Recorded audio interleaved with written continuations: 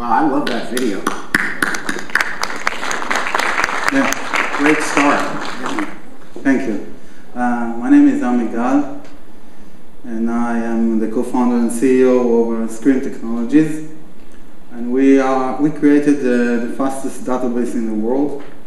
And I'm very honored to have the opportunity from the NVIDIA guys to show it in the Silicon Valley.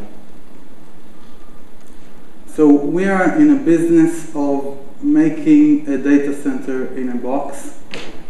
The problem we focus on is getting a $7 million hardware into a box that costs $20,000 and do the same performance on a large amount of data. So we can put 100 terabytes on a single commodity 2U server, and the thing that allows us that is the GPUs of NVIDIA.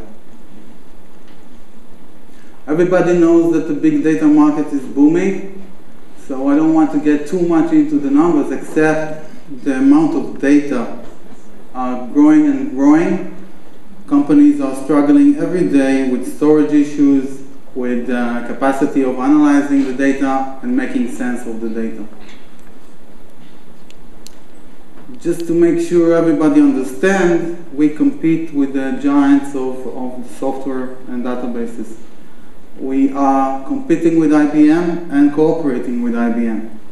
We are a straight competitor of Oracle, SAP, HANA, HP Vertica, EMC Greenplum, and mainly we see in the market Teradata. And it's all about large servers, a lot of money consuming from customers, and energy. So we're using the NVIDIA GPUs to fight these giants. So these servers are taller than me, and I bet it's taller than the tallest guys in the room. They cost millions of dollars. And this tiny machine that you see on your left, this is the machine we use to beat these players. These are the best players in the world. They have the best teams in the world, and they are not easy to fight with, but our mission is to dominate. The market is dominated by Exadata on your left, Oracle, Nitiza on the left, Exadata on the middle, and Teradata on the right. To make that and to build a company that can do that, you need to specialize on DNA of people. It's not only about the professors and the guys who know really good how to work the technology. It's about having the guts to compete with these guys, even though you're very small. We are only 28 people. 24 of us, the KPIs are only technology and products. So we have to get the best guys and be bold about it and compete and win. Today we are focusing on go-to-market and product scale. And in a moment I'll talk about some of the use cases we are working on today. But it's not only about the DNA of us, it's also the DNA of our partners, companies like Orange that we'll mention later on, that are bold and understand that it's not enough to buy IBM to survive as a CIO. Everything is disrupted today, so you have to innovate and try new technologies.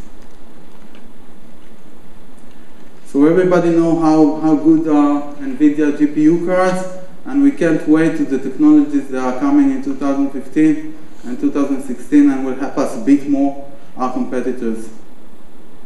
One use case that I mentioned here is a use case we did at a telco. They have billions of subscribers, they have multi-billions of records, and they need to do simple stuff as understanding that they actually collected the money they need to collect from the customer. It is called revenue assurance. We had tremendous success in this case. In other cases, we are giving our customers X20 to X400 cost performance better than what they have today. It's amazing with this little machine. These are different graphs from different use cases. Each one of them we actually were much, much faster and much more cost effective than the competition. And it's linear, it goes all the way to 300 billion records and so on. And these, the players I mentioned earlier, these are the competitors, IBM, Oracle, Teradata. And the reason we can do that is because using the thousands of cores on the GPU, we can compress the data much faster and much better, decompress much faster and much better, and actually bring the customer a data center in a box. The other thing that is important to understand that big data is a big project. You need 20 to 30 people per server to actually model the data and maintain the data and make sure things are running. These are our partners, and IBM is a good partner. It's not only a competitor, and of course NVIDIA. Some of use cases we're working on today are around groundbreaking solutions in aviation, transportation, genome. We are doing cybersecurity. We work with telcos, e-commerce stuff. We enable them to do stuff they can't do today, just because we took a big data center and put it in a little small box. So we've got some real enterprise big data experts on this panel, so maybe you guys can lead the way for us here. So just a second, I invite you all, someone that want to see what we did. We had a session with the guys from Orange about getting big data done in telco with the innovation part of Orange, and it's in 3 o'clock, so tell your friends to go because you will be busy here, right? Okay, very exciting. I got to jump in here. Clearly, as you mentioned, I mean, this is one of IBM's sweet spots, and we have this cooperative relationship with all partners in this ecosystem. So I'm going to ask you a different question. You mentioned all these big players. I hear you exactly, the Teradata, Netezza, all of them. What about Redshift? It struck me that you're playing exactly where Amazon Redshift is claiming it plays, right? Yeah, well, so recently we see quite a few customers, mainly from the mobile and consumer arena, that would like to get this service as a service and not as a license at the data center. We see that the Redshift is starting to have a lot of customers, and we are thinking, part of the thinking is together with the guys of the software at IBM to maybe offer the same service as on the cloud as a service. And to compete directly with Redshift, we are talking on the same thing with the guys of Dell, and may the best man win. So just to make sure, you see yourself as a Redshift alternate. Can you position yourself with Redshift, with respect to Redshift? Currently, no. Currently, we are selling directly to customers via partners for their data centers and licensing model, but we certainly see the shift in the market into, even in large enterprises, to get it as a service, and we are focusing on building partnership with companies that can deliver such a service, because we cannot compete with Redshift. They are losing money all the time on that. It's millions of dollars every day about giving services, and we would like IBM to invest that. Sure. And just to be clear, this is for analytical workloads? Yeah, this is OLAP database. Okay. It's not operational, it's mainly focused on analytics. And how do you deal with sort of updates to the data set, and what is the data ingestion? Currently we can digest 2 terabytes in 1 hour in this server, and currently we're using append, so you can append as much as data as you like. Just for example, in cyber solutions, we need to digest more than 2 terabytes per hour on this machine. But we currently do not update the records, we append them. What do you do with extremely large data sets that don't fit into GPU memory? Isn't that a problem for this? Of course it is. Yeah.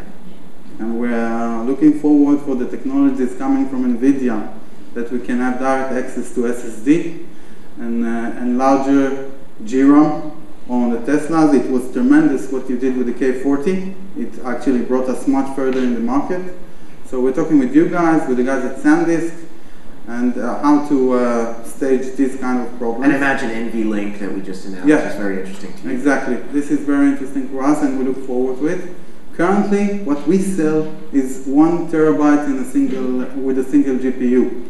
And believe it or not, companies like Citibank and companies like large telcos, that's enough for most of what they do today. But if you look about scalability, we will need to have some more hardware in that. But we have enough work with the current customers. And is the secret sauce, is it about speed, or is it about cost, or is it about both? It seems to me, if this is just about cost reduction, that's nice, but you're playing against some pretty big players who'll figure out how to deal with you. There's got to be it's got to be both, doesn't it? Yeah. So first of all, we compete with the best.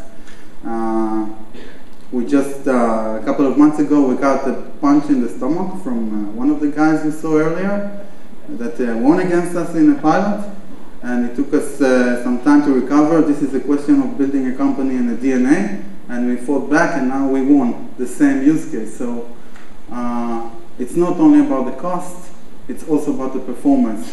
We strive to be at least 5 times faster and 20 times cheaper than our competitor. And when you have a ratio of 100, it's amazing. And the customer, we're not IBM, we're just a small startup from Ramat Gan, Israel, but they still give us the chances. The largest companies in the world are working with us. So you kind of alluded to some things that I'd like to get a better example of. You mentioned that you bid against one of the big folks, got punched in the stomach, you came back, you knocked them out of the account. Yeah. Whether it's that example or another, could you walk me through a case where, with as much specificity as you can, as to how you entered a competitive environment like that, who you beat and why you beat them? So first of all, we need an innovative customer. Customer who understand that it's not, it goes back if you stand on the same spot. So we've been lucky to have quite a few of those first customers. And the second thing is that once we get to a certain situation, a certain challenge a customer has, when we offer such a solution, it's actually worth the chance to check it out, because it takes us 1 or 2 days to show him how much. Actually, looking for some specifics though. If you can't name the customer by name, maybe the industry. I'll give you an example or that it may be connected to recent events. Okay, so let's talk about. I can't mention names, but let's talk about airplanes. Airplanes have a lot of sensors inside, plenty of them, and they today cannot put a teradata in the airplane. It's impossible, but they can put a small box. Okay, and if they have real-time analytics in the airplane, some security measures and other technical measures are being measured in real time. And this is something that is being spoken to us in one of the largest aviation companies in the world. They didn't even consider something like that because the only solution that was available to them was too heavy and too expensive. Think about putting a small box in 7,000 airplanes. So this is one example. Another example is there's a large bank in the States that need to put 50 terabytes, he moves 50 terabytes a day. It's not a big problem. It's only 50 terabytes. It's not petabyte. It's not a yottabyte. And they bought everything that exists. They bought teradata, exadata.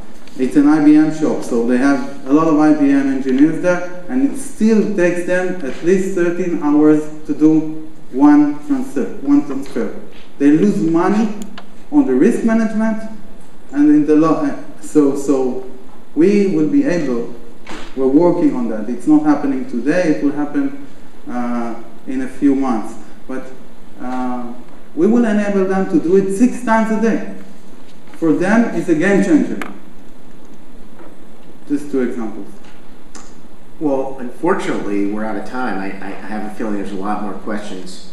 I'm a huge fan of what you're doing. I've already gotten on record as saying that. So I'm really interested to learn more, and really, I hope to watch you be extremely successful. I have a feeling you guys are going to be. So, Ami, thanks a lot, and I'll look forward to seeing you later at the 8 o'clock reception. It should be very fun. Thank you. and check us out. We're going to dominate this market in a couple of years. Just check us out.